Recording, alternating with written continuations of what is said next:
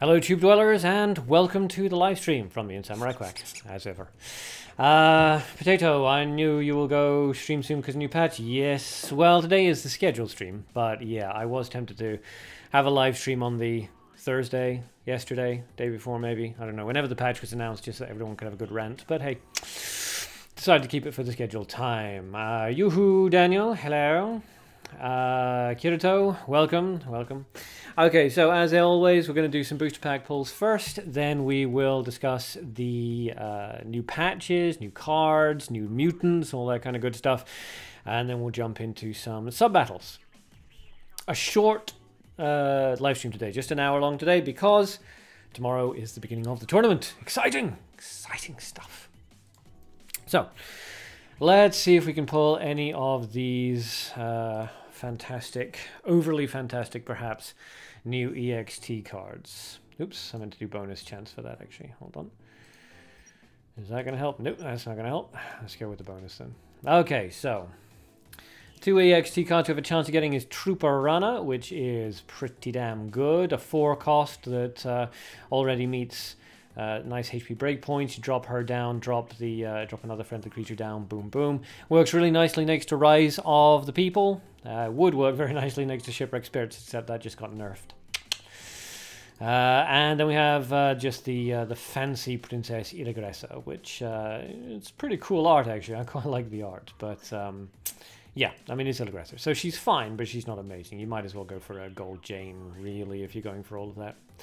So this is what we're aiming for. Let's see if we get lucky, shall we? We didn't with the Gumiho, but you never know. So purchase multiple. We can't purchase 10, so let's go for the 150 and then we'll fill in later. Purchase. Rise Senpai. Nya nya nya nya nya nya nya. Neko-kun today, huh? Swat, hello. Welcome. Alright, let's see. We can pretty much skip past all of these. Yeah, I'm pretty sure I have Haru to Marut now. Still need to make a deck around them. Nice art. Not a great card. What's this, number 3? Oh, super rare card. I already have like 4 of her. Number 4. No bonuses so far. Nothing super shiny. We haven't got the SE for Iligressor. And nothing. Okay, fair enough. So we have 2 more booster pulls. Let's see if we pull anything. Spoiler alert, we won't. But hope springs eternal, right? Dum spiro spero. Still no booster, no bonus rather. Ooh. Elephant Battle Core. And nothing. Wow, okay, so that was just a complete failure. So we've pulled 35 cards there. And we didn't get a single bonus. We got 1 4-star card, but whatever. It's not a very good one either. Ah, well, very disappointing. Sad, says Daniel. Yes, indeed, very sad. Let's see. Looks like we did get a gem gift off it. Oh, no, that's from Kibarol. Thank you very much, Kibarol. I appreciate it. Did we pull any gem gifts there? Nope, we didn't even pull any gem gifts, so I can't even give any of those away for the sub-battle. Tragedy. Absolute tragedy. Oops, yeah, I should probably do claim all before refreshing, shouldn't I? There we go. Alright, so we got a little bit of gold back. Whatever. Danny I see you still drink that Arcadean juice. Haha, the drink never gets too old, eh? Yep, Arc juice is eternal, much like myself. Alright, so I'm back. Thanks to all that extra gold, I'm back up to 16,000. Yay! Spent it all. I spent it all. On cards that hopefully we can make some videos out of. And Imagination Studios, what's up? Hello and welcome. Okay, so let's talk about the patch then, shall we? So there was a patch release on the 18th. Let's see if I can just shift this stuff over to the side and bring it up on screen for everyone to see. Just give me 1 second. And boom. Okay, so that kind of works. You see the chat button, who cares? Okay, so here's the patch notes here. We've got a whole bunch of new HT cards. How many? 1, 2, 3, 4, 5, 6, 7, 8, 9, 10, 11 new EXT cards have been added to the game, so expect to see those cropping up about once a week. As you can see, they're pretty much just really, really nice. So the Trooper Run is really solid, very, very powerful ability there. Chief Aran is pretty good. Energy +1 for all attacking creatures. That's enemy and ally, so that's nice. When destroyed, increases grave cost by its energy for all the opponent cards, which is phenomenal. So that's a really good shutdown. Costs 8, but it's still pretty decent. Trooper Chungwall, same sort of thing as Trooper Rana, but a mana variant, so same. Festival Soulstone Prayer is actually really, really interesting. Its 10 cost is probably going to mean that it never gets used, but if you bring out something that has Soulstones that's very cheap, like Zombie, for example, then you can kill off a couple of your zombies, and then you have a chance of summoning Doom Machines off those zombies using the Soulstone Prayer. Again, the cost is probably going to be too prohibitive, but there's some fun little tactics to be found there. And then the Four Gentlemen. So, when destroyed, send all the cards in your opponent's hand to the grave, which is insane. That's definitely going to need to be countered with the Amateur's Blue Spell Circle and a PLA. Four Gentlemen Orchid, when destroyed, sets grave cost to 0 for friendly spells, which is pretty nice. I mean, I'm not sure that his stats are worth his cost, but being able to remove the grave cost on all your spells is pretty damn good. Four Gentlemen Chrysanthemums, when destroyed, sets grave cost to 0 for friendly creature cards, so the creature variant of the Orchid. And Four Gentlemen Bamboo, when destroyed, sends all your opponent's cards in the grave back to his hands and increases the grave cost by +1. So again, pretty decent. Not amazing, but not too bad. Then we have the Jiangxi Huayong, has 2 Soulstones, destroys the opponent creature with the lowest HP every turn, and its Soulstones increased by 1, resurrects after consuming 1 Soulstone upon death. It's basically a cheaper, arguably more powerful version of like Doom Machine Finale. Very, very strong there. Of course, can still be shut down by Amateur's Blue Spell Circle and a PLA kind of combo, but then that goes for literally everything, so it's not really saying much.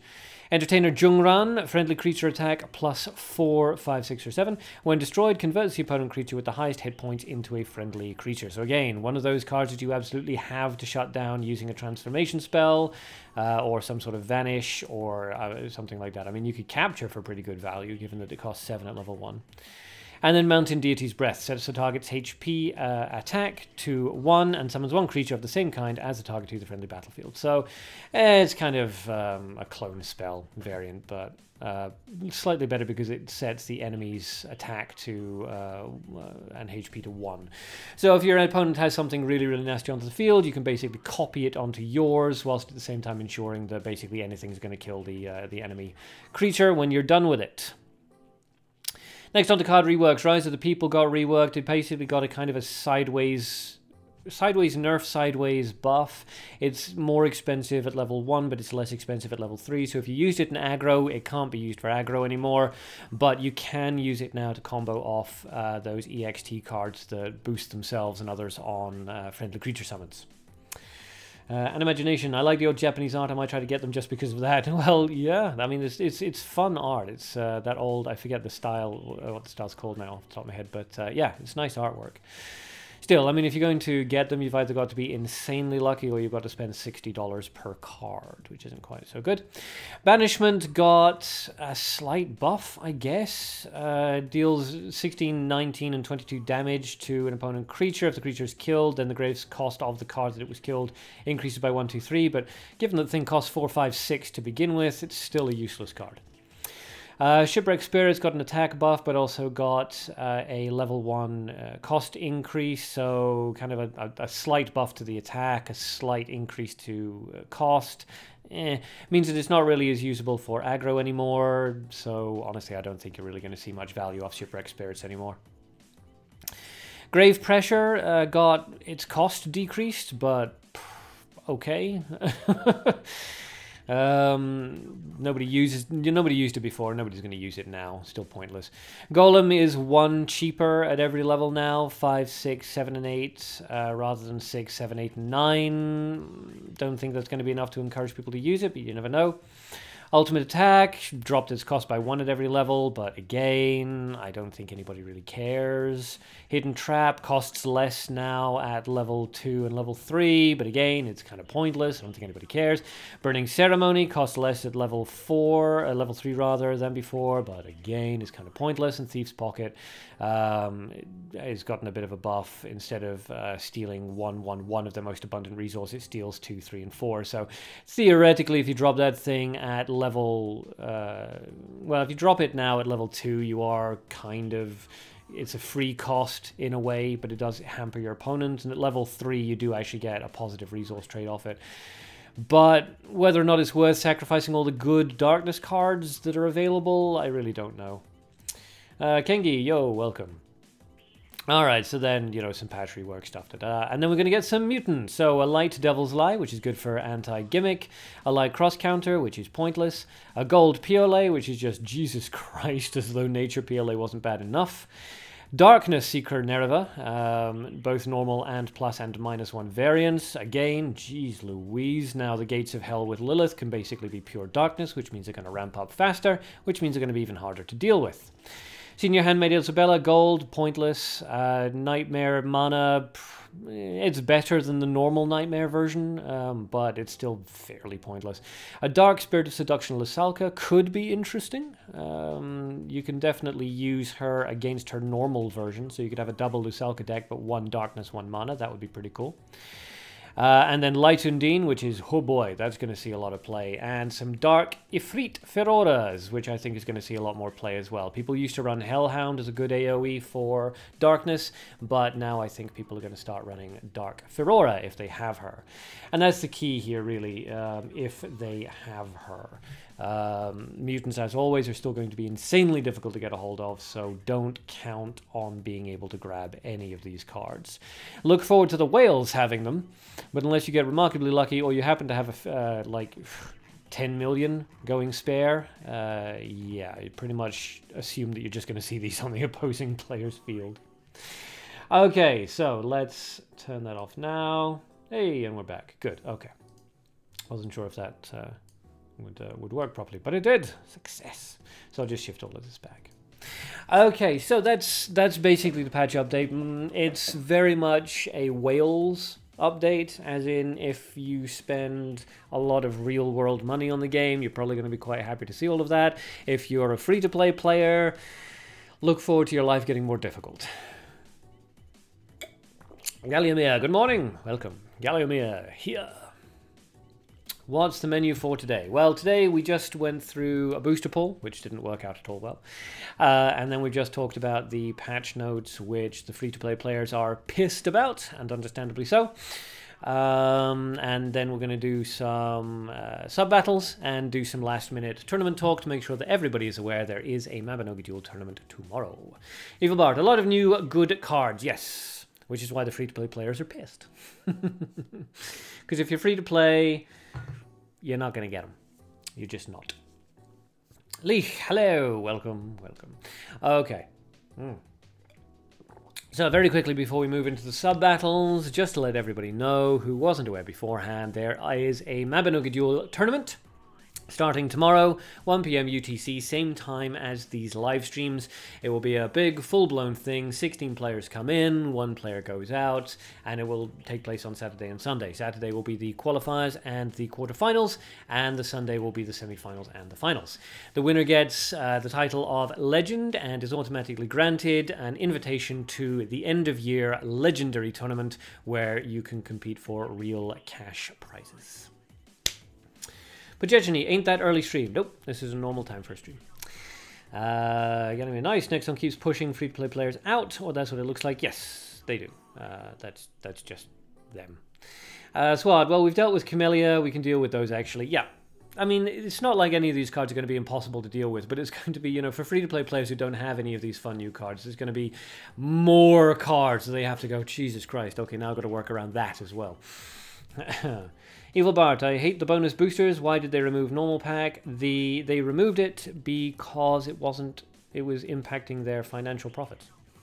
Why does Nexon do anything? It does it in order to make more money. That is always the answer. Galimir, the nice is sarcasm now. Yeah, we assumed so. But yeah, I don't know of anybody who likes the bonus system. And then like we have basic booster, combined booster, and latest booster. It's like, seriously, this is a terrible, terrible, terrible idea. Duel of Summoners does it correctly. They have, you know, one booster pack for every generation. So if you're looking for something from, you know, the Era of Dragons generation, you pull the Era of Dragons booster. If you're looking for something from Witch and Beast generation, then you pull a Witch and Beast booster. It's much, much, much better. But then they don't have a mutant system, which makes life a lot easier for them as well. And I don't think they've worked in EXT cards properly yet either. I'm not sure about that one. Nix, hello, welcome, welcome. So yes, patch note can be summarized as free-to-play players, prepare your anuses, and whale players, have fun. Evil Bard, how long will it last? Until people get sick of it and it starts impacting their bottom line negatively, and then they'll change. The thing is, whilst players are willing to spend real-world money on this kind of thing, whilst players are still willing to spend $30 to $60 for a single card, Nexon's going to keep pushing this kind of system, and it's just going to get worse and worse and worse and worse and worse until they hit what EA hit with Battlefront 2, which is, you know, this far and no goddamn further, and then there's this massive backlash, and then they start backpedaling. That's the way that Nexon's always operated. Unless they start seeing some significant negative impact to their finances, they're gonna just keep pushing more and more of a pay-to-win mentality. The new pack, how long will the new pack last? The latest booster will last for 5 days and 13 hours. All of the packs last for 1 week. So after this week, we'll get the next in the EXT line, and we'll get a new, I think we'll get a new special edition card. So I think Princess Ilagressa goes away as well, but I'm not 100% sure about that. Those cards may stay for a month. They've seemed a little bit erratic about it. The Wolf, hi Ark, how are you? I'm good. A little sleepy. Did not sleep well last night. I know, everyone's heart bleeds for me. Kengi, I was playing another Nexon game before coming to Mabinogi, and I left that game because it was pay to play. Yeah, Nexon games are. The number of Nexon games that are not pay to win are basically non-existent. I think the only ones where it's not pay to win are the games where there's no actual competitive aspect to the game. I mean, we like the Mabinogi Duel game system. We like the 12 card packs, the resource charging. We like that, so we keep playing it. But if you're a free-to-play player and you want a free-to-play friendly card game, Mabinogi Duel is like your last choice, really. I mean, even Hearthstone is less pay-to-win than Mabinogi Duel, and that shit is pay-to-win. If you want a friendly, really, really free-to-play friendly card game, play Gwent. Galimir, I spent enough money when I was a regular player, then they screwed everything and my wallet didn't spend not a single dollar. Yes. Yeah. When back in the early days of Mabinogi Duel, I used to do the I think it was like the $12 monthly subscription thing, just so I could get some extra gems, because I was like, hey, they keep bringing out free cards, free heroes, free this, free that, free events, and it was great. They didn't push any pay-to-win stuff at all. So I actually get the money. The second they started pushing the pay-to-win stuff, I stopped giving them money, and I think most people did as well, except for the whales. But the whales are 1% of the player base, but they make up 98% of the profits. The Wolf, lol, grinding for the new cards. You literally can't. It's gacha. You can't grind for the cards. You could theoretically spend an entire lifetime and all the money you possessed, and you may still not get the card you want. It's gacha. Whippy, Mabi Acrobat Duel. Okay. SWAT, what's Gwent? If you ever played, I don't know if you ever played Witcher. Fantastic RPG series, one of the best by one of the best developers in the world, CD Projekt Red. There was a card game in that called Gwent, and it proved to be so popular they actually made a standalone version, which they're really putting a lot of effort into. It's a really, really interesting take on the free-to-play on the trading card game genre. Very, very unusual board style, deck style. I have some videos, so you can just do a search. You can look actually in my Gwent playlist on my YouTube channel, and I have some videos on it. Really, really, really fun game. And very free-to-play friendly. Holy crap, is it free-to-play friendly. Kengi, to be honest, regular cards are still powerful, and those are the cards you mostly see in top 10. Yeah, the regular cards are still powerful. I mean, the cards you mostly see in top 10 is Lilith and Fabicia and, you know, 5-star cards like that. But you can build free-to-play decks that will still get you into top 10. It's just every time they release new XD and new mutants, the free-to-play players go, oh god, it just got a little bit harder again. Evil Bard, I have so many cards, I'm free to play, only through selling and buying though. Yeah, if you play the market really, really cleverly, then you can amass enough money to do that. But that takes up a lot of time for the most people just don't have, or they don't have the inclination to do it. Or in my case, I keep giving away cards for free to newbies in order to encourage deck variety, so I never have any cards to sell on the player store. Ganymede, agree with Kenji, all cards are still staples. Yeah, I mean, the majority of cards are still, they're like top tier usable, are still obviously purchasable from the cat shop. You know, Hunt, Command Hunting, Surprise Attack, Holy Missile, Elf, Crusader, all this kind of stuff, all those good things. Where free-to-play players struggle, of course, is with the good 5-star finishers. Most free-to-play players don't have Lilith, they don't have Fabicia, they don't have Materio, and so on and so forth. So life is a lot harder for a free-to-play player. And all of these new cards keep coming out, the free-to-play players just will not have any access to, which is a bit of a shame. I think as far as free-to-play players go, most people won't have picked up any actually new cards if they've been playing for like a year or so. They won't have picked up any new cards in like 12 months now. Because since there hasn't been any new booster pack releases since SFNP. Kengi, sadly we can't give new players cheap cards. Yeah, we can't give away cheap cards to new players anymore, which is a big shame. Sabrosona, hello, welcome. Sound of Silence, they nerfed the Ghost from SFN. Shipwrecked Spirits, yeah, that got a nerf. No more aggro. The thing is, Lilith is a really, really popular gimmick right now, and one of the best counters to it was hardcore aggro with Rise of the People and Shipwrecked Spirits, so they nerfed the aggro. I wonder why. The Wolf, hey Ark, I have 3 Persona now, 1 regular and 2 mutant variants. What should I do with them? If you're interested in running Gates of Hell, keep a hold of them. If you're not interested in running Gates of Hell, then sell them on the player store. I can't tell you for how much money, unfortunately, but if you ask in the chat here, or if you go to my Discord server and ask there, people will be able to tell you what kind of price range you're looking at. Hosa Bros is getting given, changed it to high. I kind of prefer Hosa Bro.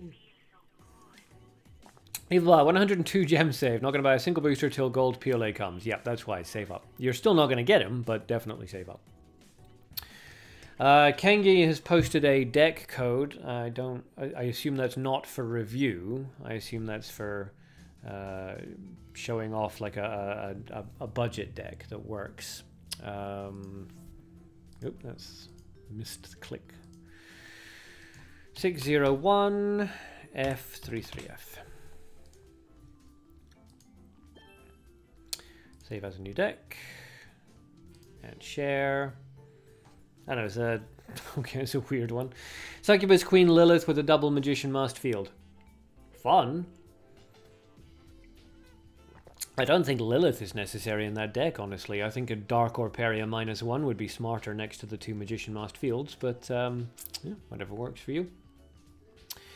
Getting me, Kenji, you completed right. I tried to make friends to join the game and help them by giving them some staples. Now it's impossible. You have to take care of your stuff. Yeah, it's a shame. I mean, you can give your friends expensive cards, like 5-star cards and mutant cards that they can then sell on the player store, and then they can use that gold in order to buy stuff from the cat merchant, but that is a lot of steps. Evil Bard, how much do you think gold PLA will be worth? It's going to be worth a lot. If you can get a hold of, well, if you can get a hold of 1 gold PLA, just keep that. That's a fantastic card. If you can get a hold of extra gold PLAs, then you'll be able to sell that for a shitload of money. PLA is really, technically speaking, the best removal spell in the game, and is a creature. So, because you can basically remove virtually anybody for like 2, 3, and 4 cost if you use him alongside Amantur's Blue Spell Summoning Circle. I mean, you could remove a 10 cost guy for 2 cost using those 2 cards. So, yeah, gold PLA is going to be fantastic. Keep one. Definitely keep one. If you have an extra, you can sell it for God knows. It'll be a hell of a lot of money, though. SWAT. No, don't want to share the deck. You can tell I didn't sleep last night. I woke up twice in the night. Very distressing.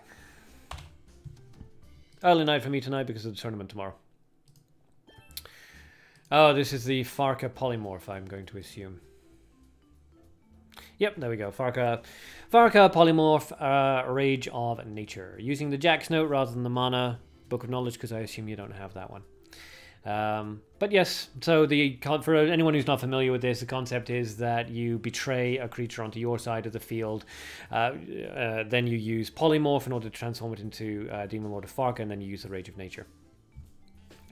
The thing with this deck is that generally with the whole Betrayal, Polymorph, Rage of Nature, Demon Lord Farca, you don't have any other creatures in your deck, is kind of the idea. Because Polymorph is transform target into one of a creature in your hand with a lower cost than this spell. So you have to make sure in this particular deck the Goblin Bomb Squad and Elf are not in your hand when you cast that spell. So they have to either have been discarded into the grave or they have to have been killed already. Otherwise, Polymorph will have an opportunity of snagging them instead of Farca.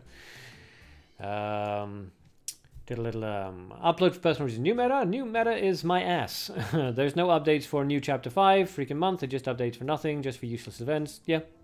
I mean, there's going to be a new meta in that the new EXT cards are definitely going to be quite meta defining. None of them counter Lilith, so you're not going to see them topple Lilith from her throne, but you're going to see a lot more of these EXT and mutant cards coming into play. So be aware, learn them, take a look on the patch notes, memorize what they look like and what their abilities are so that you don't get taken by surprise, because they're really good and they're going to start appearing. The gold one is going to take the place of Fabicia probably as, you know, the most popular gold finisher to be used at the moment. But yeah, I agree, it's not great for free-to-play players. Evil Bard should just make a deck full of Piolet and Blue Spell with one creature, yeah. Galimir, Farca Polymorph, a classic, yep. Nick Stalker, the new Cancer, no, old Cancer. It's not a new concept, Betrayal into Polymorph Farca. It's just funny these days because you can do it on Lilith. So what, I used a PLA once in the deck, wasn't happy with the result. Yeah, you don't want to accidentally polymorph your betrayed enemy creature into a PLA. Earl Grey, hello, hello, welcome. But yes, to anybody who is curious, this is a variation on the old Betrayal, Polymorph, Farca, Rage of Nature kind of thing. Fun kind of combo deck. Fell out of favor for a long time because it's not that good of a combo deck, but it's come back into favor a little bit because it's fun, and as I say, you can use it against Lilith, which is just hilarious. Animagination, save up your gems unless you're getting Gumiho. You can't get Gumiho anymore. Gumiho is gone. If you didn't get Gumiho, too late. So yeah, save up your gems now for gold PLA. Unless you have a lot of gems and you're feeling lucky and you want to go for the new EXT cards. But yeah, wait until gold PLA is properly in rotation, would be my advice. Of course, he may actually be in rotation at the moment. Their mutant sort of announcements are very... No, you don't look in the bonus thing. Yeah, take a look anyway. Make sure the gold PLA is in rotation before you start pulling. He's definitely the best. SWAT is fun, and it works in ranked against control / anti-aggro decks, actually. Yeah, I mean, it's fine. I mean, yeah, anti-aggro decks. I don't know why you didn't control / anti-aggro. I mean, anti-aggro could actually be control. Anti-aggro can be anything. It's usually control, because that's how you shut that down. Utility cards and AoEs. Evil Bard, she's gone forever. Probably not forever. She'll work her way back around eventually, but yeah, there's no way of pulling her right now. These EXT cards are always one-off. It's part of the pay-to-win mentality. It'll cost you $60 to get each one of these EXT cards. So they only put them up for a week in order to make, you know, because limited obviously makes people panic, like, oh, I've got to get it really, really quickly, and they'll use up all of their gems, and like, ah, shit, but because of law of lost money, they'll just keep throwing more gems into it, and they'll open up their credit cards, and I mean, it's standard gambler manipulation, but then you're playing a mobile game, and you got to kind of expect that, unfortunately. Because of new patch, many Korean users feel angry. Yep, many Western players feel angry. All the free-to-play players feel angry about it, generally speaking, because it's stupid. It's an obvious pay-to-win update. They used to kind of hide it a little bit, But it looks like DevCat's not even trying to disguise the fact that it doesn't give a shit about free-to-play players anymore. Unless you're spending thousands of dollars a month on the game, you're not going to get the majority cards anymore, which is weird for a trading card game, but hey. Lamloose, Ghost from SFN is nerfed. Yeah, Shipwreck Spirits have been nerfed. No more aggro. No more aggro Shipwreck Spirits. No more aggro Rise of the People. So no more aggro, basically. The only aggro, the only good aggro card, like really good aggro card that's left now is Taukaka. Michael Zoran, thoughts on the Dark EXT? Looks pretty boss. Yeah, all of the new EXT cards are good. Let me see which one you're talking about in particular. Oh yeah, the Jiangxi Huayong. Yeah. Yeah, she's really, really good. She's basically a cheaper Doom Machine Finale. Basically, if you're a free-to-play player and you're pissed off by this update and you want to punish people for spending a lot of money and getting all these new cards, start packing Amantur's Blue Spell Circle or Mukro Algesco and Piolet in your decks, because that combination shuts down literally every single EXT card and mutant that has been released in this update. But it's not advice I enjoy giving, because it further sterilizes the deck variety. Anyway, Leek 25-4 starts the hunt for Light-Agora. Yeah, Light-Agora is going to be one of those big ones. Light has always lacked a good mid-tier finisher, so mutant Light Undine Akora is going to be that's going to be a perfect fit. So yes, Gold Piolet is the best card that you can be aiming for, but Light Undine is going to be really, really good as well. Really, really good. Michael Zoran, I've been playing since G1. Yep, me too. I remember the good old days when free-to-play players were rewarded for their time, commitment, and passion. Oh, those days are gone. Michael, it's getting a bit draining waiting for new packs. Yeah, as I've said before in previous live streams, I'm pretty sure the Duel of Summoners, they're waiting for Duel of Summoners to catch up, because Duel of Summoners has been releasing the same booster packs basically in the same order as Mabinogi Duel has. So I think once Duel of Summoners reaches the SFN, Duel of Summoners and Mabinogi Duel are then going to start releasing new booster packs simultaneously. That would be my guess. So what, more interested in the Dark Nerva? Actually, yes, I'm not surprised by that. You enjoy gimmicks, and that's what Dark Nerva is for. It's for gimmick decks. Evil Bard, they will nerf PLA. They will not nerf PLA. They already did a year ago, and they haven't touched him since. They're not going to touch PLA now. It's been too long. Mr. X, back when Holy Spear was causing me crippling depression. Yes. Yeah, there was nothing quite like, you know, outplaying your opponent, and you had all these all of your cards lined up on the field, and then you just went, Holy Spear! You didn't really see it much from the Western players, weirdly enough, but Asian players just Holy Spear in like 90% of their decks. It's a good card, it's a clever play, but yes, very... Animagination, so how is Princess Ilagressa? She's in the booster pack. She's not great. She's fine, but she's not great. She's basically like Gold Jane, just in a slightly different way. And Gold Jane is good, but not great anymore.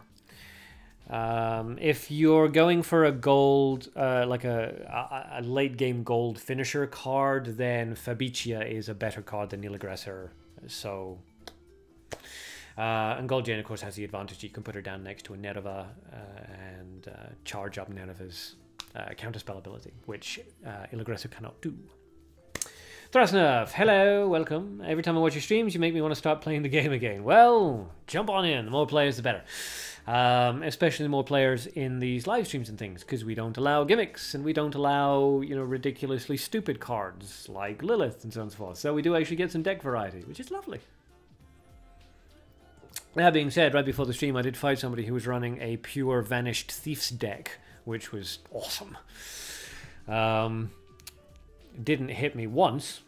Oh, no, actually, I tell a lie, hit me once. Hit me with one share once. But it was fantastic to see. I love that kind of... Oh, interesting. Just sparks the fire inside me. Anyway. So, yes, the general consensus of the patch is pay to win. But it's Mabinogi Duel. If you haven't figured out that it's a pay to win game by now, here's your lesson. If you enjoy the game anyway, great. Keep playing it. We'll go for deck variety in these live streams. In Ranked, look forward to Lilith, Fabicia, Materio, King of Prophets, and all these new EXT and mutant cards that are coming out. Brace yourselves. Alright, let's start the sub-battles. So, for anyone, I don't know, I'm showing the post-it note. Anyway, I'm just going to write the names down here. For anyone who isn't aware, sub-battles are, you put your name in the chat down below, and then I will pair you off against other players. Then I will spectate your battles and commentate over the top of them. And that way everybody gets to see some interesting deck variety, some new deck play styles, and all this kind of thing. Because I'm pretty much just a sort of control tempo kind of player, it can be very, very interesting to see a lot of other deck play styles. Normally I like to give away gems for people who enter these things, but I didn't get lucky pulling any gems today, so that's really unfortunate, but so it goes. Evil Bart, you want to battle? Whippy, you want to battle? Okay, so Evil Bart versus Whippy. The rules are no gimmicks. I don't allow gimmicks in any of my live streams, any of my tournaments, anything like that. So no gimmicks, and we would prefer that you didn't use Lilith. But no gimmicks is the only hard and fast rule. Okay, Kirito Marksman, you want to go as well? Kirito Marksman. Okay, Kengi, you want to go? Okay, you can fight Kirito. Sabrosona, you're up. Okay, so Eloni-sama. Alright, anybody else? Not so far. Okay, so far, first battle, Evil Bart versus Whippy. Second battle, Kirito Marksman versus Kengi. Third battle, Eloni-sama versus someone. Samurai Quack, maybe. So, okay, Michael Zoran, Eloni-sama versus Michael Zoran. Okay, good. Alright, that looks good to me. So Evil Bart versus Whippy, Kirito Marksman versus Kengi, Eloni-sama versus Michael Zoran. If anybody else would like to get involved in the sub-battles, put your in-game name in the chat below. And yes, Evil Bart and Whippy, you guys are up first, so please add each other as friends. And then let me know when you're ready to start fighting. So, Evil Bart, you want to know... Yeah, Whippy's thing is W5WL. What do we get? Oh, gift from Eloni-sama and fantastic. Thank you very much. 20 gems. That will go towards booster packs, which go towards cards, which go towards videos. And who knows, perhaps we will finally pull a decent mutant or a decent EXT card. It's not likely, but you never know.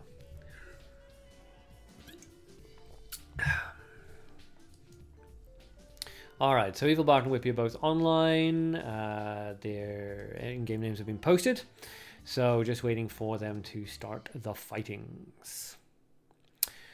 SWAT, you're in. Okay, I'll write you down. So, SWAT versus somebody. We shall see. I'm trying to make a deck with the card Effort and Talent. Oh yeah, Effort and I do like that one. I made a Duel of Summoners deck with Effort and Talent, which was really, really good, but it's really hard to make it work in Mabinogi Duel. It did work really well for a while in Mabinogi Duel, if I'm remembering it correctly. I have White Moon Bunny in my head, is that right? White Moon Bunny plus Effort and Talent, would that make sense? Because that's what's in my head. And I think the veterans of the game can remember very well the days of the White Moon Bunny. Ha ha ha. Evil, your IGN. Yeah, that is his IGN. W5WL. It's up at the top, Evil Bart. W5WL, he told you. Kengi. Sadly, I only get gem gift in weekly and monthly battles. Yeah. They used to be a lot more generous with the gifts as well. It used to be that if you pulled like 10 boosters, you'd be guaranteed pretty much of getting at least one gift. Not so much now. IGN is W5WL once again. Okay, looks like the transition has begun. By the way, does anyone have an extra Linker Elven Kier for Kengi? I do not. I don't have even one Linker Elven Kier. Use Varum Kahan these days instead. Or Paralyzer Enduring. Evil Bart up at the top and Whippy down at the bottom. Both players... No, okay. Evil Bart running 1 mutant, it must be. And Whippy running 5. 5 mutants. Using the El Brack hero, which is quite interesting. Mana recycle ability. Both players running 3 colors. Gold in common and mana in common. And then nature up top, light down the bottom. So an aggressive Forest Keeper Imp comes out from Evil Bart. Let's see what Whippy decides to do. Could be a magic missile. Could be a holy missile. A bunch of potential answers to that Forest Keeper Imp. Daniel, can you enter the battle? Yes, absolutely. I will write you down. You can fight against SWAT. So Daniel and SWAT, please add each other as friends like now. Don't wait until just before your fight. Add each other as friends right now, please.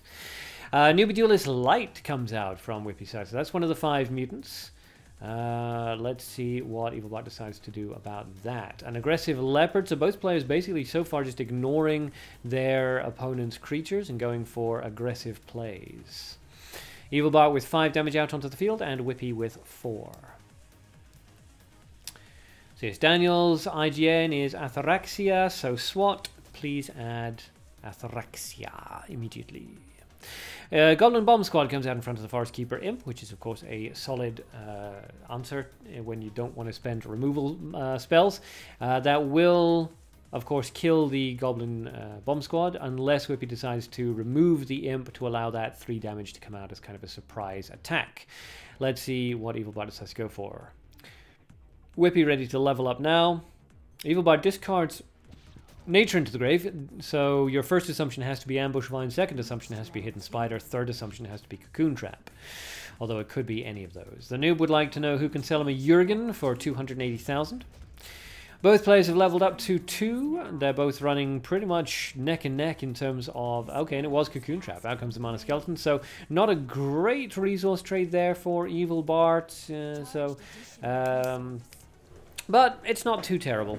And if Evil Bart happens to have a Goblin Shredder now, he can do a nice little combo-wombo with that onto the Cocoon.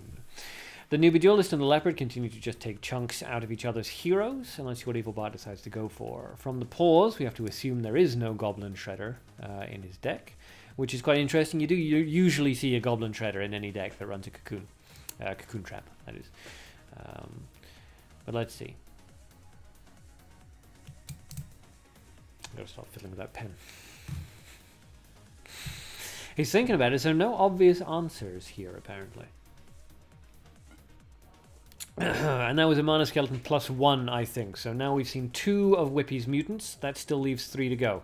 Another discard into the grave, so we have to assume that's Cocoon Trap once again. So Whippy's going to be keeping an eye out for that and trying to bait it out. There is the Goblin Shredder. Okay, so Evil Bart was obviously just trying to consider whether or not he wanted to redrop that Cocoon Trap. SWAT, Daniel would like to know what your IGN is. It's like Karma with 3 A's and then a 5, I think, if I remember correctly. Alright, so Whippy's turn. That's 7 damage out on Evil Bart's side. Decides to answer with a Gumiho Choryung, and there goes the Amantur's Blue Spell Circle. That's going to kill that, and her ability is going to activate and murder that guy and do a little bit of damage to Evil Bart. That is fatal damage now out onto the field on Whippy's side. A Command Hunting, of course, will kill that transformed Choryung. At this level? Actually, yeah, it's still at level 2, it should still kill, yeah. I'll be honest, I actually have forgotten off the top of my head what damage Command Hunting does at level 2. Should still be enough, though. Either way, Evil Bart's got some thinking to do here. He can remove the Choryung with the Command Hunting, but that's going to take up both the actions and allow that 4 damage to come out from Newbie Duelist, taking him down to 1 HP. Whippy could theoretically have a Mana Arrow of Revenge, in which case a single discard into mana would allow him to cast it. But that may be a risk that Evil Bart just needs to take here, because I don't think he can legitimately block both of those. Magician Masterfield comes out, the Ana comes out not in front of the Choryung. But I'm a bum. I tried to run Effort and Talent with Borrow +1 and Ritual of Darkness. We're not sure about that combo. Why Ritual of Darkness and why Effort and Talent with Borrow? Just to boost his wolves, but not him? And there's the finishing blow. You got to... That was really fast off that Jordyung. So, Jordyung lands the finishing blow against Evil Bart. Well played to Evil Bart, and congratulations there to Whippy. We didn't get to see what the rest of the mutants were. Both players just really went aggro on each other. Still, very good plays. Nice to see. And Whippy with the Gumiho. I think everyone's a little jealous. So, next up is Kirito Marksman versus Kengi. Kirito Marksman versus Kengi. So, when you guys are ready and online, please let me know. Yep, okay, so Kirito Marksman and Kengi are both online. When you guys are ready, please jump into a fight with each other. And yes, Daniel, Karma's, SWAT rather, their IGN is this, KARMAAA5, since they don't seem to be interested in answering you. Praveen, are you late? 46 minutes late. 46 minutes, not too bad. The noob, this is why I don't play online matches. I always get destroyed. Well, I mean, to be fair, Whippy has been around since the very beginning and is a phenomenal player. Not that Evil Bart isn't good as well, but yeah, I mean, both players are really taking chunks out of each other there, but they're both, like, high-level players.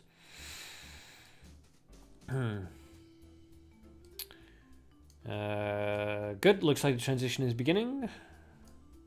The transition has begun. Lam Louis has posted a speedy kill deck, by which I assume he means aggro. So if anyone wants to check that out, code's down there.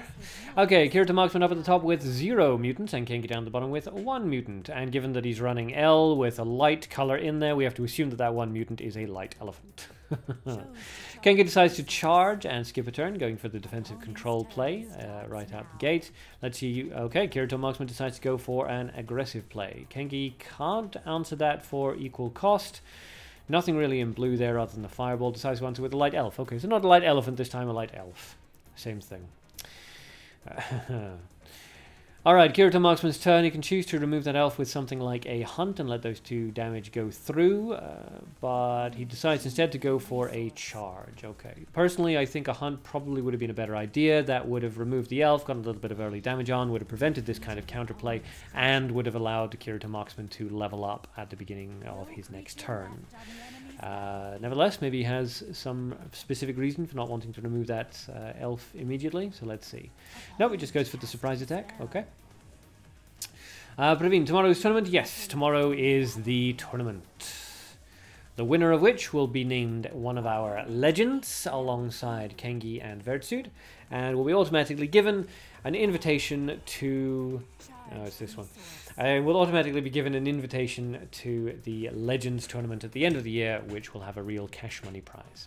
So, Magician Masked Field comes out from Kenki's side now. I initially thought that it might have been that deck he showed earlier with Lilith and so on and so forth, but since Magician Masked Field is the maximum one there, it's not the Lilith one. And we've already seen his 1 mutant anyway, which was the elf, so we can't be running the mana Magician Masked Field. So, Kirito Marksman casts a Holy Missile to get rid of that masked field, and that leaves Anna out onto the field. Let's see what he decides to do. The noob, what is the first place reward? First place reward for this tournament is the title of Legend, a unique role in the Discord server. Everybody's, you know, respect and adulation, and a few people have said that whoever wins the Legend title, they will send gem gifts to. The real reward will come at the end, where all of the legends will come together for a single tournament, and the person who emerges as the victor from that will be given a real cash money prize of between $50 to $100. Alright, so down goes the Anna, out comes the Black Spirit. Praveen, a trip to the US, but it would be an imaginary trip. Yes, a trip in your mind, a guided meditation. Paralyzing Bullet comes out, a nice removal there onto that Black Spirit, and a level up to 3. Both players remaining pretty much neck and neck for resources. Kengi taking a slight lead for HP, but certainly nothing insurmountable. Out comes a Suspicious Peddler, which of course discourages removal spells. Evil Bart, it can't kill at level 2. Command Hunting, that's a shame. I wasn't sure whether it was 18 or whether it was 19, and level 3 it was, you know, 24, 25, I don't even remember. Okay, out comes the elf, ignoring that Suspicious Peddler, just going to take that 7 damage. Let's see if Kengi decides to answer that with like a firebolt or something. Yep, there we go. Fireball. How did I know? Thrasnev, you should gift yourself that money. You are a legend in our hearts. Aw, that's so sweet. It wouldn't be much of a gift to myself, though, given that it's coming out of my wallet to begin with. It's like I would take $50 out of my bank and go, here you go, myself, here's $20. Now, Praveen is cheering for Kengi, but Kirito Moxman could still turn this around. He's got a resource advantage at this point, so let's see what he decides to do. And I'm rooting for Kirito because he's using Skuld, which is my favorite hero, aesthetically speaking. And not for the obvious reasons.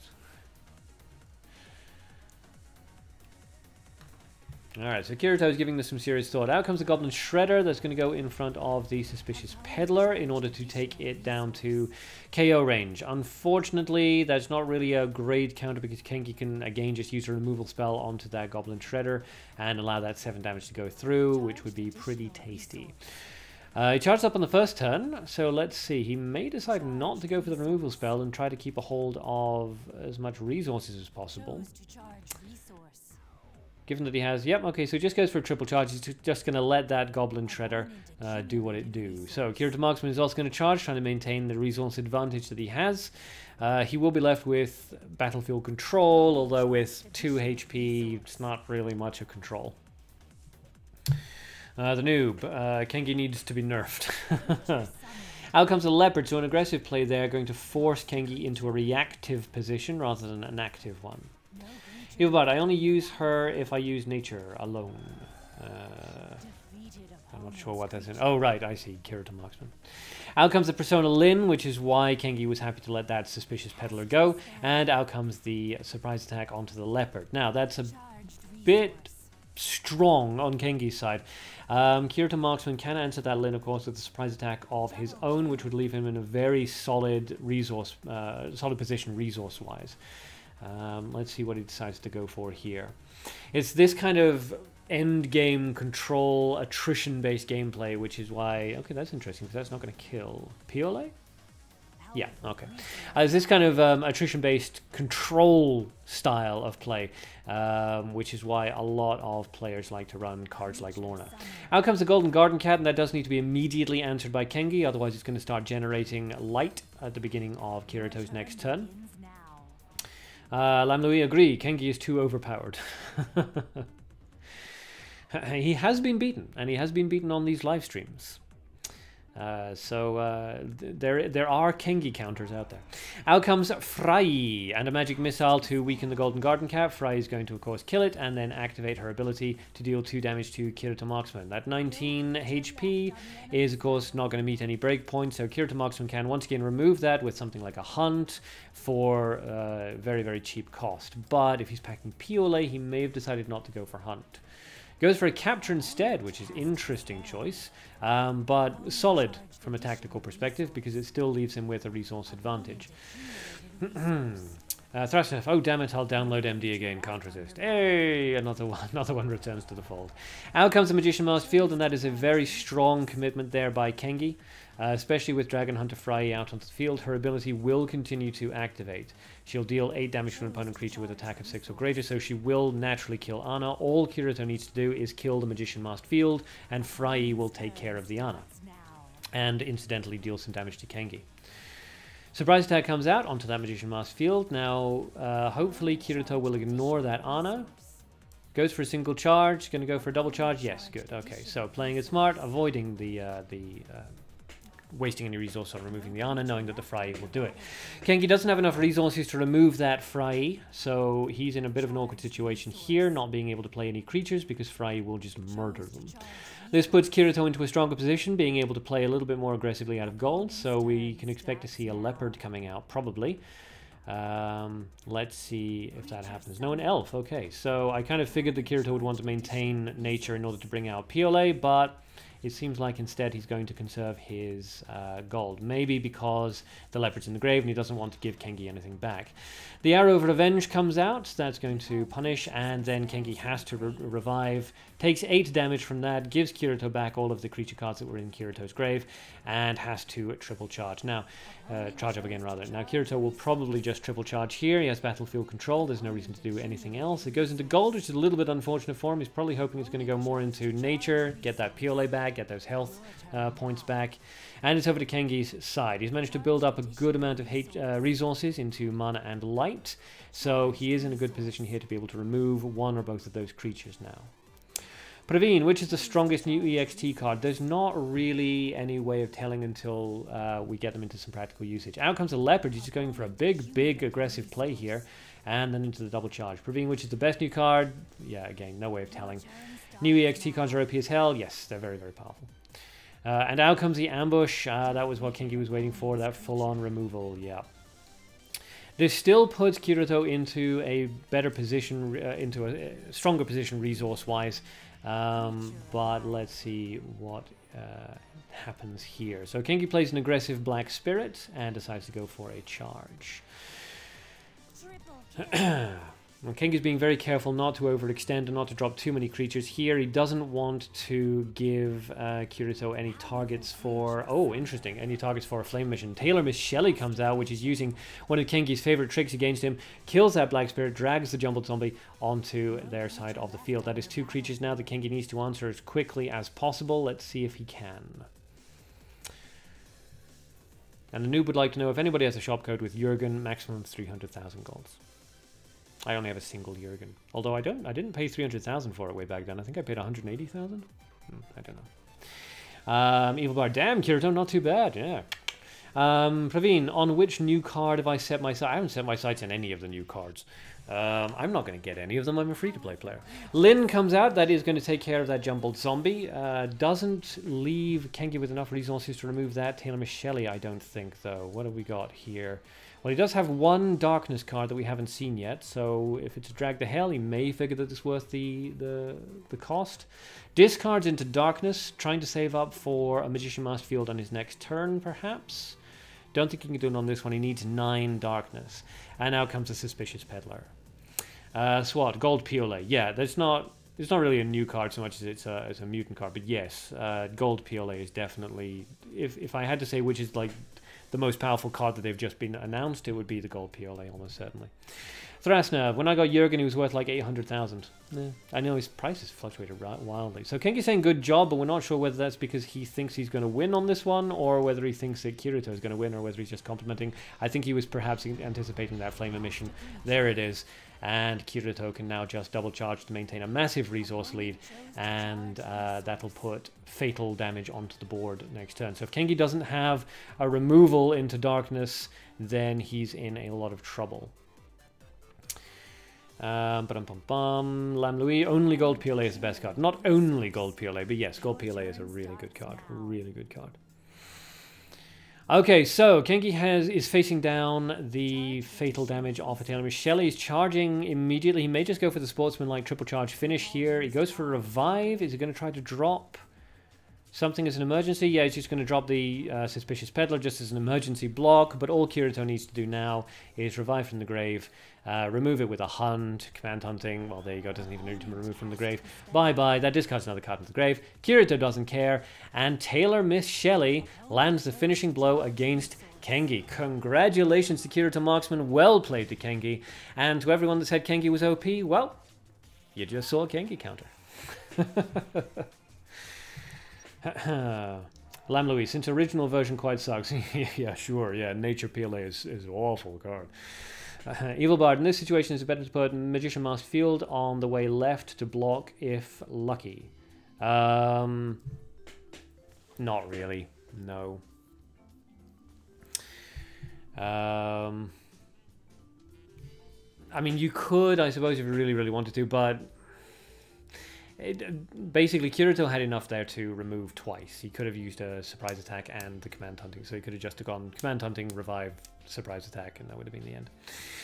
So yes, Kengi, I'm not OP, lol. Not OP, extremely good duelist, but yes, nobody is too powerful to beat. So congratulations to Kirito Marksman, who is also I was going to say, I think he signed up for the tournament, but I think he's a substitute, so that's not going to help. Okay, so up next is Elonisama versus Michael Zoran. So Elonisama versus Michael Zoran. Zoran? Zoran. Michael Zoran. So, Elonisama and Michael Zoran, when you are ready, please get to fighting. And let me know when you do in the chat, because Lam Louis has a deck to share, Double Witches, which I'm sure will be a lot of fun, but unfortunately, what is this? Not super viable. It's a shame that the witches just aren't that good. Ah, I see, double Xena. Well, she is the best of the witches. And using Kagusa, interesting. And Seigi, who's always fantastic. That's really good. Yeah, I don't know, I like it. It's fun. Trap in the Castle, which has always been one of my favorites. Not a very popular card, but I really enjoy it. Seigi's really powerful. Rigette is loved by certain members of the thing. And definitely out of all the witches, Xena's definitely the best one. Just unfortunate that her entire ability, you know, the hypnosis thing is completely outclassed by Lilith now. Michael Zoran up at the top with Fenny and 2 mutants. Elonisama down the bottom with L and no mutants. A really aggro deck from Elonisama, double newbie duelist. An aggro deck from Michael Zoran as well, dropping that pessimistic ally. Who's not a bad aggro card, honestly, although really newbie duelist is stronger. Also, Michael Zoran only running a dual color deck, which is quite interesting. Fireball comes out, allowing the pessimistic ally to deal its 3 damage, and Michael Zoran is now ready to level up to level 2. So, Elonisama can answer that pessimistic ally, which would probably be the best choice. Yes, there it goes. Down goes the pessimistic ally. That puts Elonisama ready to level up. So Michael can level up and take the 4 damage, or he can try to counter the newbie and give the first level up to Elonisama. Goes for the level up, going to take that 4 damage. Elonisama follows suit. There we go. Evil Bar, where Kirito is supposed to be OP in game, that's why he beat you. Yeah. Next, double Piole deck. Oh, yes, gold Piole and nature Piole. That would be hilarious. Beastkin Mino +1 comes out, which only puts it to level 3. Ah, but that kill will allow the Beastkin Mino to transform itself. So, now Elonisama needs to kill this Beastkin Mino pretty much immediately, which he should be able to do. Actually, no, at 20 HP. Yeah, that's going to be a bit tricky, isn't it? So, yeah. Yeah, Elonisama's in a bit of an awkward situation here. That surprise attack is not going to quite kill it, so maybe a magic missile to follow. No, a double surprise attack. Okay, yeah. And that's the best way to deal with the Mino +1 at that level, which is why Mino +1 is fantastic, but you drop him at level 3. That way he's impossible to kill with removal spells, because he will always have 4 energy. Not immune, of course, to transformation spells, which is the best way of killing him. He uses a Book of Knowledge at level 2, which is always very interesting, and a very quick level up to 3 there, so that's going to give Michael Zoran a nice little action advantage. Nix, yes, Nix is here. Kingi, my misplay made me lose. Well, you misplayed, plus the fact that Kirito is actually a very skilled player. He did very well in our last live stream as well. He beat, I forget who he beat now. Was it SWAT? I think he beat SWAT. But he was very good anyway. Praveen, where is my opponent? Ariai Kamal. Yeah, I don't know where he is right now. He's not on the live stream, I don't think. Kengi, I may know Sabro's deck. Oh. Actually, yeah. It does look familiar now that you pointed out. So, Michael Zoran goes for a double charge. Is he going to go for a triple or going to play something aggressive? Let's find out. So what? Yeah, he beat you. Yeah. I figured, I knew he'd beaten somebody who's a good player. I just couldn't remember whether it was you or Elonisama, because I know that somebody beat Elonisama in the last live stream as well, and she's obviously one of our best players as well. Okay, so he goes for a triple charge, trying to take a... Oh, well, I'm not going to say resource advantage because he can't. But, okay, then a charge and a level up. So, unfortunately for Michael, wasn't quite able to capitalize on the extra turns, although he did use it to generate a lot more resources. So, most of them went into mana, which is not great for his Beastkin Mino +1. Another discard into light. Does he have a secondary? No, Court Secretary Veronica. We're going to see a Veronica Gaiman. We're going to see a Veronica Gaiman combo. Okay, interesting. So the last... Yes, okay. So it's going to be a bit difficult for Elonisama to answer. Normally with the Gaiman and the Veronica combo, you tend to see the Hand of Salvation or Lisa's Crest, but apparently not going for that this time. Command Hunting comes out. That's going to take care of Veronique. And what will Eleni-sama do for her last turn? Saburo, Kirito beat my Warlords deck. Ah, yeah, okay. So he has beaten a lot of people. Yeah, Warlords. Yes, which is very sad. And Saburo-Sona won a moral victory for using the Warlords. Praveen, okay, I'll take your revenge, guys. I'll beat Kirito. Okay. Swat, what's the IGN of your opponent? You got added by 2 people. It's Daniel, so it's Atharaxia. Atharaxia is the IGN of your opponent. Black Spirit comes out. Veronica's history book summons Sophocles, which is not a great thing for it to summon. I mean, the attack value is pretty decent, but the HP of obviously doesn't meet breakpoints, and its ability doesn't activate. So. And Virtude, yes, hello. I didn't notice you popped in there, but hello. Hi there, Mr. Legend. Okay, so that's going to be 7 damage coming out from Michael Zoran's side on his next turn. Eleni-sama looking fairly low on resources, but then same thing goes for Michael. This looks like it's going to be a bit of a war of attrition here. 7 cards in Eleni-sama's grave plus 2 on the field means that she only has 3 in the hand. The Crusader survives Gaiman's attack, because obviously the only energy on the board now is that. Out comes the Amantur's Blue Spell Circle. That's going to get rid of that. Now, how much energy does the book need? The book is going to summon a second SIH creature. So, really, Eleni-sama kind of needed to answer that, but she's deciding not to. She's going for a highly aggro play. The Assimilated Euripides comes out. That's actually not a bad card. If friendly creature moves to your opponent's battlefield or brings it back at the cost. But, yeah, so it's not a bad card, generally speaking, but I don't think Michael has the cards to make use of it. So let's see here. Kengi should have used that Firebolt. Ah, so it goes. Ice Spear comes out. Ooh, that's going to take care of both of those creatures. That's going to put 10 damage out onto the board now. So Eleni-sama's in a bit of an awkward situation here. Still leading in terms of HP. She can take the 10 damage from the Assimilated Euripides and the Scholar Sophocles without worrying too much about it, although that revive obviously does hurt quite a bit. Out comes the Crusader in an aggressive position, and a command hunting as anticipated, but it doesn't quite kill Sophocles, unfortunately. A bit of a miscalculation there on Eleni-sama's side, although perhaps she's saving up for a magic missile on the following turn. That's a possibility. Yeah, we still haven't seen 1 mana card, it looks like. Although it could also be 1 nature card. Or 1 light card. Man, that's weird. Anyway. Okay, so out comes a Pessimistic Ally. That's going to do a little bit of damage there, but nothing too major. Ooh. Eleni-sama does have Fatal here if she can remove the Pessimistic Ally. The question is, can she? And I don't think she can, unfortunately. If she has a Firebolt, that wouldn't quite do enough. Yeah, I don't think she can do that, unfortunately. Ooh, that's gotta really suck. To be so close to Fatal and not quite make it. Pojechny, Haley, want to do Gumiho versus Gumiho battle? Later on, I mean. And Sound of Silence says 030. I don't know why, but there you go. 030. Yeah, Saburo's feeling the pain there. Tear face in the chat. That's gotta be rough. To be so close and yet so far. Kengi's no, his protege, kind of. Not so much his the person he thinks is going to beat him in the tournament. It's a great game, yes, very good game, very good game. A lot of combo in Michael Zoran's deck there, which is very interesting to see, and very rare to see a dual color deck that can make it to level 3 and beat out a 3-color deck.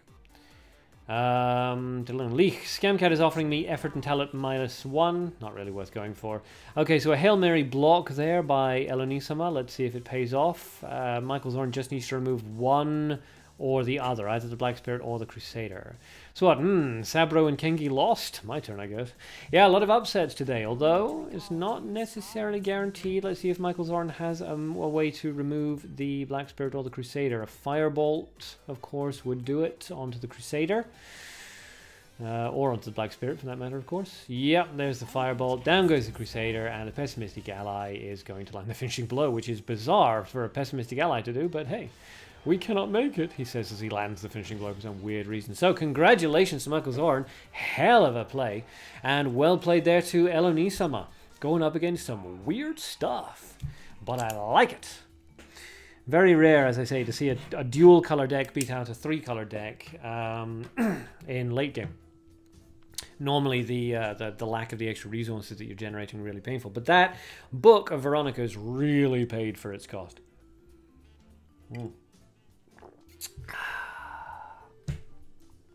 Praveen, these are not upsets. I don't know. Okay, good. All right, excellent. So, SWAT versus Daniel. So, Karma versus Ataraxia. Yes. So, when you guys are on, please let me know and then jump into a fight. I don't see either of you online. I may not have Ataraxia still on my friends list. I know I did once upon a time, but I may not now. But I do have Karma, and I don't see him. So, Karma and Ataraxia, when you guys are ready, there's Karma, good. So when you guys are about to fight, let me know. I'm just going to look at this deck that Sound of Silence has posted. 601F 46E. Okay, save, overwrite, and share. A quick capture deck. Oh wow, fascinating. Okay, so you got Mad Technician Verna, which is modeled after me, you know. Aggro, yeah, with the Mabinogi Duel as a skeleton. Interesting in the assistant Leaf Technician. Mirror Ghost, yeah, because we can't use Shipwreck Spirits anymore. Witch Hunt is odd. Alron and Spray Blood. Yeah, weird deck, but cool. Michael's on, great one. Thanks for the duel. Well, it was a great duel. Fascinating on both players' sides there. Kengi, I still think Sabro may be the new legend. Well, we shall have to find out. We shall have to find out. Daniel is apparently offline, says SWAT. Well, we'll give it a couple of minutes. If anybody else would like to submit a deck, either to show it off or... Oh, no, the battery just ran out. Okay, but he's back, I hope. Did your battery run out and it's in and charging and you're back online now? Or did your battery run out, you've thrown your phone away? Gonna start online. Okay, good. Okay. I'll just refresh there. So yes, if anybody else would like to submit a deck for a review or a critique or just to show it off, post your code in the chat and we'll take a look at it. Wait, yes, we're waiting, no problem. Virtude, I thought so, Kengi, but now I have my doubts. Lots more talent this time around, I know. Well, Kengi and Virtude are already legends, so they already have an invite to the Legends tournament at the end of the year. So, what do you say, Virtude? How do you rate your chances against all this new blood? The new, where can I see my deck code? When you have saved your deck, you just click on Share Deck up in the top middle, and your deck code is up in the top right-hand corner. So 601F46F in this particular case. Kengi, I'm going to go for quick dinner. Okay. The noob, I need your tip on my deck. Yes, well, as I say, go to the Share section. Just tap on Share, and there's your code up in the top right.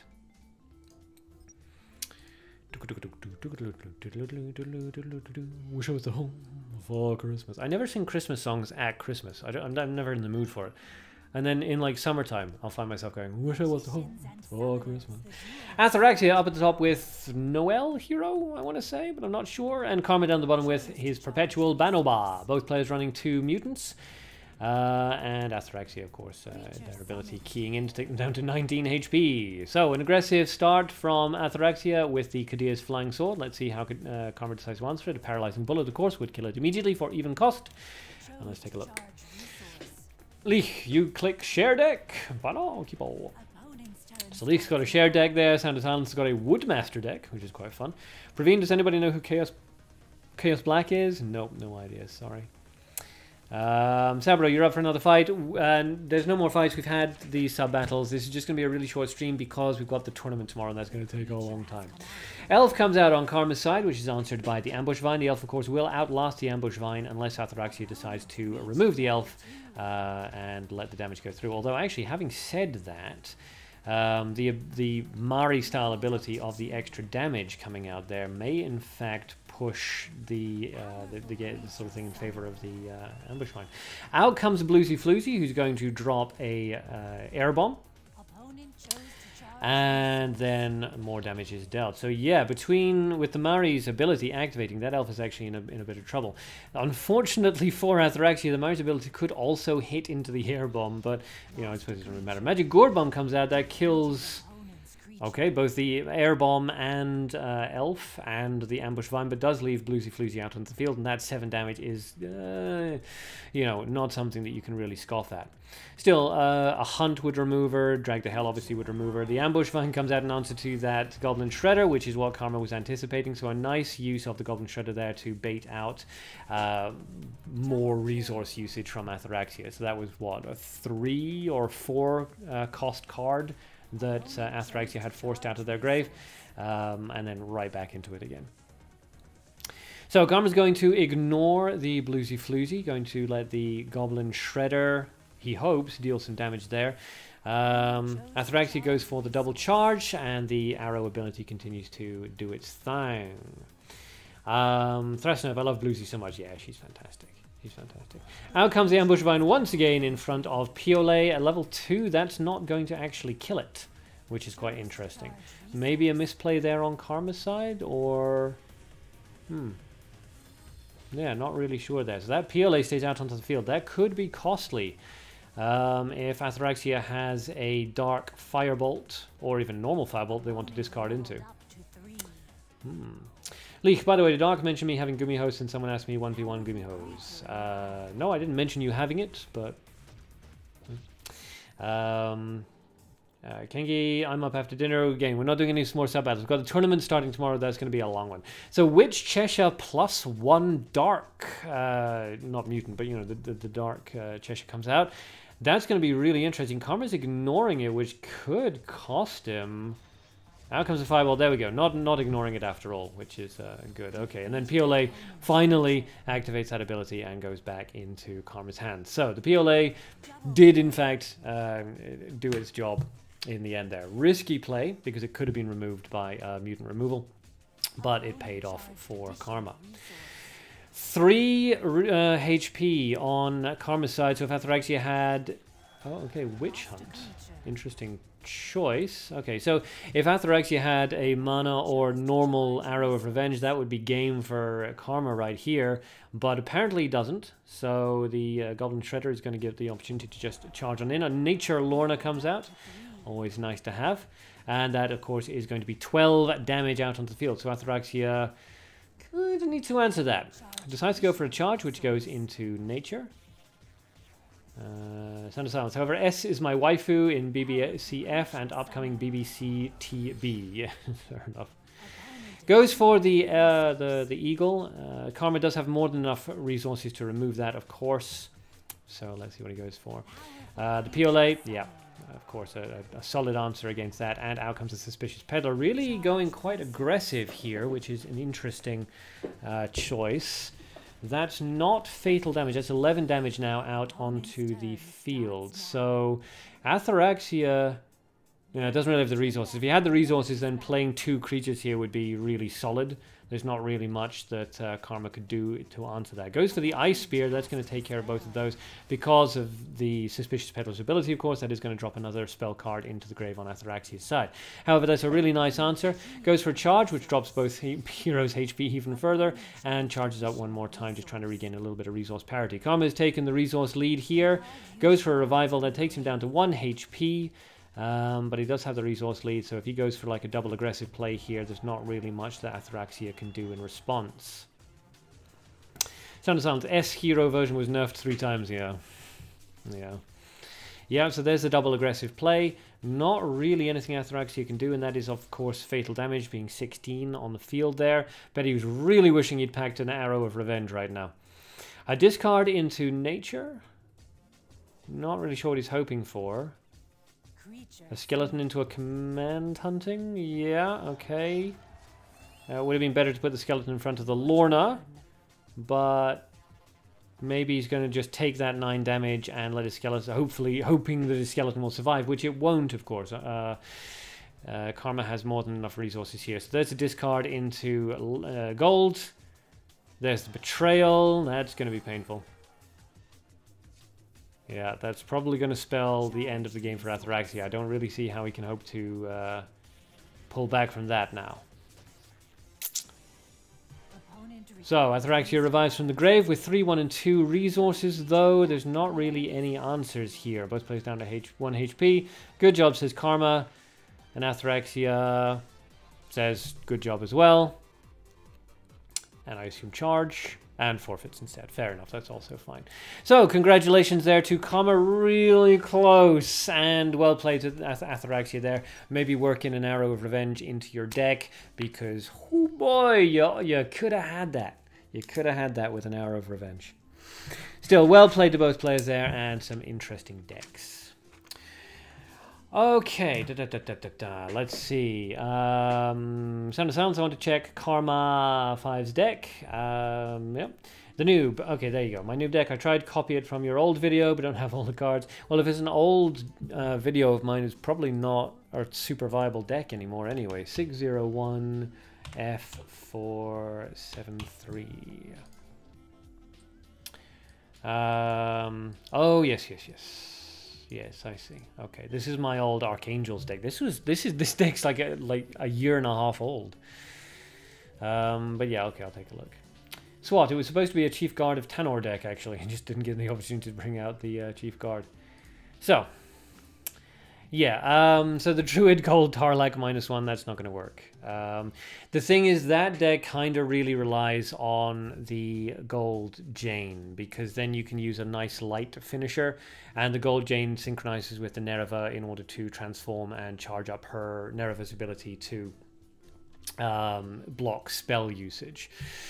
And then free summon, of course, for cards that are threats these days, which would be like Lilith and so on and so forth. But yeah, Druid Tarlag Gold is just not a good card, unfortunately, and the original one was a Gold Jane and a Light Scathach because of all the transformation shenanigans that kept Nereva nicely charged up. You really do need 2 transformation cards in there to make that deck work. Ideally, transformation cards that don't die. If you had a Gumiho and then a gold something else, that would be good. I get that the Tarlak transforms, but he just doesn't survive long enough to do what he needs to do. So yeah, it's not really going to work, unfortunately. The Archangels deck was like one of my very specific theme decks. Yeah, it's unfortunate. For what swap Tarlak, again, I mean, Gold Jane, really, you need 2 transformation cards in it. You need like a Gold Jane or a Gold... Because there are no other good gold transforming cards, is the problem. So Gold Jane was perfect in there. And then in light, you can get something like Scathach, which is a really good light transforming card. So there were 2 transforming cards that guaranteed to transform at the end of the turn. So Nereva was guaranteed to get at least 2 energy on top of all her existing energy, and so on and so forth. So that was like a little triple combo. And both Scathach and Jane can't die when they're in their specific transformed states. So Forest Fire is perfect because you can wipe out the field, and Jane and Scathach don't care. Without Gold Jane and Scathach in that deck, it doesn't really work, and you have to really rework the entire thing. You'd need to rebuild it around just Jane and Nereva. In which case... you'd need to redesign the early game to have more control, and you could replace the gold one with a Fabicia. Would be a possibility if you were looking to adjust this particular deck. So Turn to Frog obviously needs to be replaced with Amantur's Blue Spell Circle. The Light Book of Knowledge would need to be replaced with like a Light Elf or Elephant would be ideal. That kind of thing.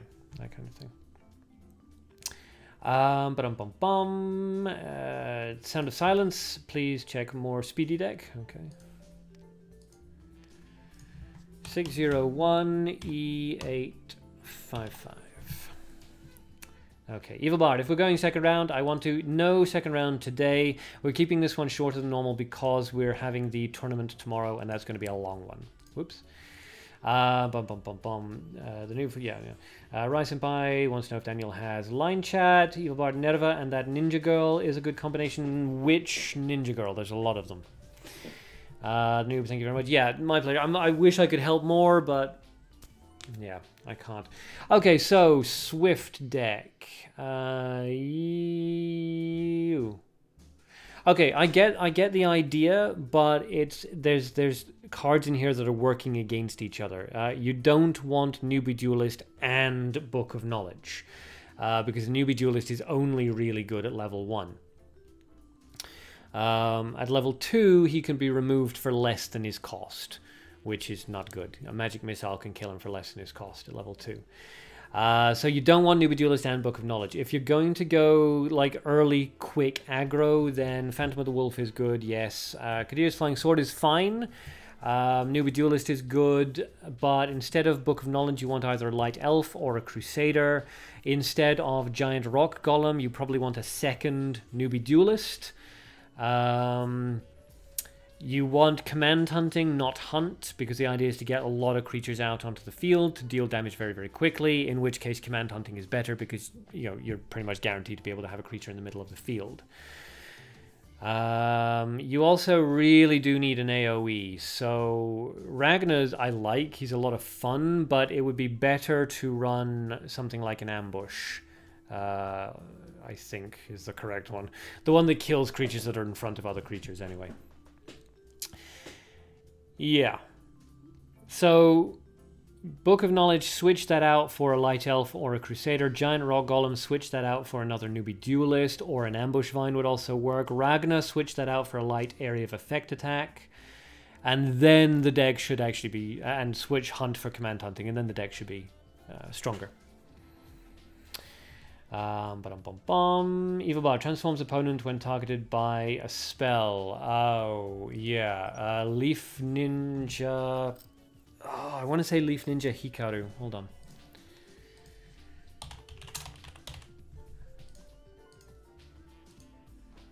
Yes, Leaf Ninja Hikaru. If it becomes the target of a spell on the opponent's battlefield isn't empty, transforms an opponent into log and cancels the spell. Deals 4 damage. Nerva plus Hikaru... That would be okay, but you'd need to build around that specific combo. So you'd need to have a lot of like really cheap cost targeted spells. So Faith in Certain Victory, that kind of thing. Those one-cost spells that you can just throw onto Hikaru in order to activate her ability. The problem is that Nerva and Gold Jane and Skathak are perfect to put next to Nerva because both of their transformations abilities activate at the end of the turn that they are played. So they are guaranteed to get their transformation effect off, which means you are guaranteed to get that extra energy for Nerva. Leaf Ninja Hikaru, you're not necessarily guaranteed. You need to put Hikaru down and Nerva down, and then use your third action to cast something onto Hikaru in order to get one transformation thing off, so it's a lot trickier. You're also basically wasting one of your spells just to activate Hikaru's ability. Also, with all of the untargetable stuff, it's harder. Skathak and Jane have decent defense even against untargetable removals because their health literally cannot drop below a certain value. They're still vulnerable to stuff like Amantur's Blue Spell Circle, of course, but they're not as vulnerable to standard removal spells as something like Hikaru is. Okay, so that's why. Whippy, deck you used a while ago. Okay, so 601, E970. Whippy's just showing this off. He doesn't need any help with any of this. But yes, in case anybody's interested in Whippy's deck, Soul Snatcher Prowls using a Botanist Christie +1, Gumio Choryung Ifrit. What the hell? Torturer Van Murst. Okay, cool. So that's the deck that Whippy was using earlier in the live stream.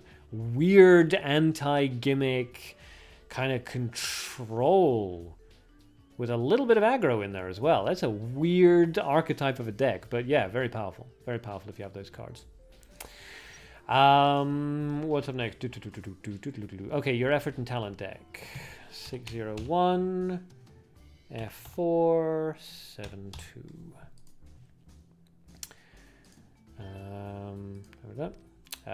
Leaf Ninja Hikaru. Useful ninja. Yes, a fun ninja, absolutely.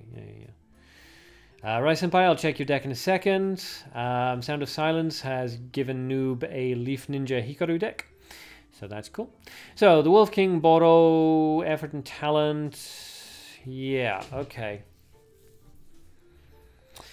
Alright, so I assume the idea is play Wolf King Boro +1, use Ritual of Darkness on Wolf King, use Effort and Talent to charge up the wolves that are left on the field, then use the darkness you've generated off the Ritual of Darkness in order to summon the Magician Masked Field. I assume that's the idea behind the combo.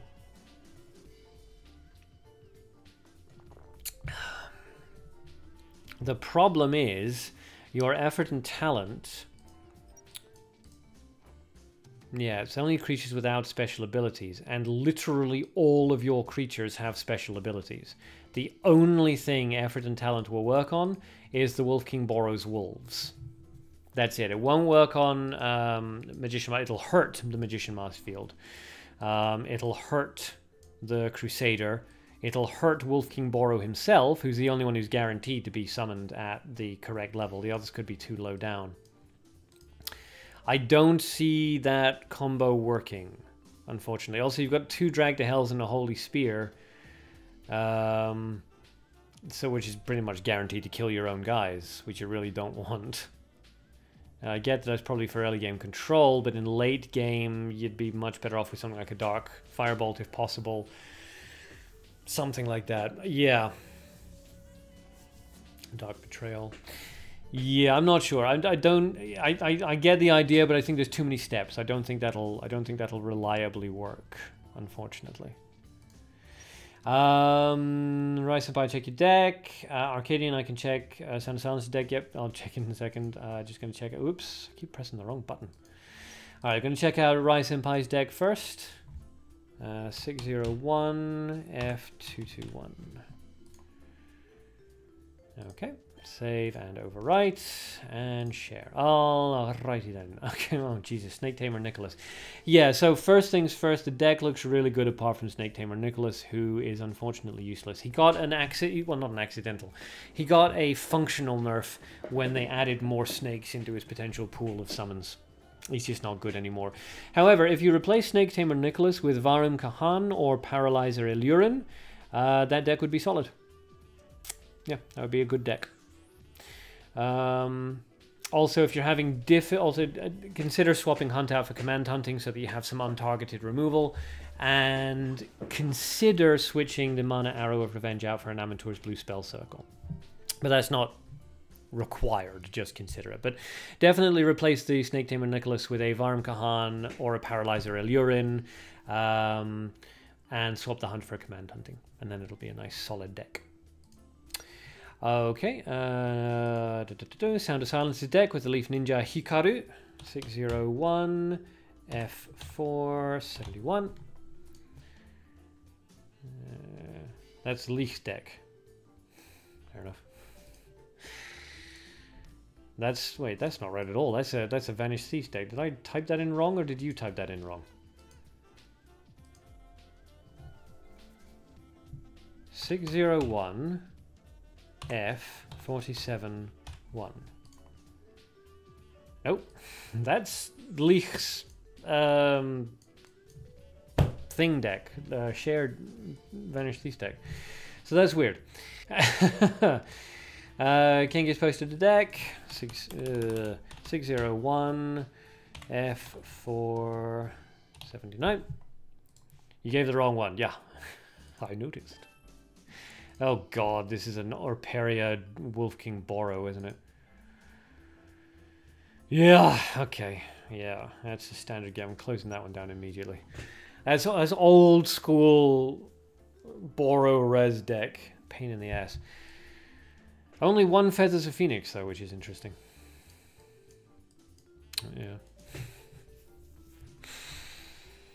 The noob, I only got 2 of those cards. Ugh, yeah. It can be a problem. Okay, so Sound of Silence has got the right deck code now. 601 F470, not 471. Okay, this is the correct one. Alright, so Leaf Ninja, he got using the Fearless Goblin? Really? Okay, that's weird.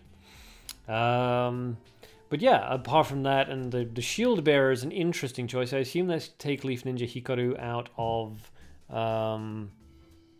it into like HP Breakpoint range. So I assume the Shield Bearer is to protect the Leaf Ninja Hikaru. The Fearless Goblin is interesting. Not sure why that's in there. It turns it into a... Yeah, not really sure why that's there, but I suppose if you're lucky, you can drop it. It's not really enough removal in the early game there to guarantee that you'll be able to drop your Fearless Goblin, but hey, I like weird stuff, so if it works for you, that's fantastic. And that's definitely an interesting deck. And yes, as you can see there, Faith in Certain Victory in order to activate off the Leaf Ninja Hikaru. Or to just activate off a normal creature if you find that you've got Fatal on the board with it, which is always cool. And Lorna, of course, which is great for late game. Okay, so we'll wrap things up there. So a short live stream today, well, shorter than normal anyway, still 36 minutes past time, but still shorter than normal. Because tomorrow is the tournament to decide who will be the latest addition to the ranks of Legend. It's an honor and glory tournament. Specifically designed to be for new players because it's cat merchant cards only. So it will be tomorrow at 1 p.m. UTC, the same time as all of my live streams begin. So if you are participating in the live stream, I will see you guys in the Discord. I'll just need to go over sort of final preparation with everybody, so please make yourselves available and make sure that you know exactly when you are fighting and who you are fighting and that you have added everybody. What was I going to say second? I've completely forgotten. But yes, if you're not involved in the tournament, stop by the Discord anyway if you'd like to keep up to date with what's going on, or simply stop by to the tournament tomorrow and see who is going to be our next Legend. So I will see most of you, I'm sure, in the Discord in a bit. For the rest of you, hopefully I'll see you tomorrow in the tournament. There will be no live stream on Monday because I think we're all going to be kind of exhausted, but there will be another one either on the Wednesday or the Friday of next week. So if I don't see you in the Discord or in the tournament, I'll see you guys there. So goodbye from me, goodbye from Samurai Quack. Keep dueling and have fun.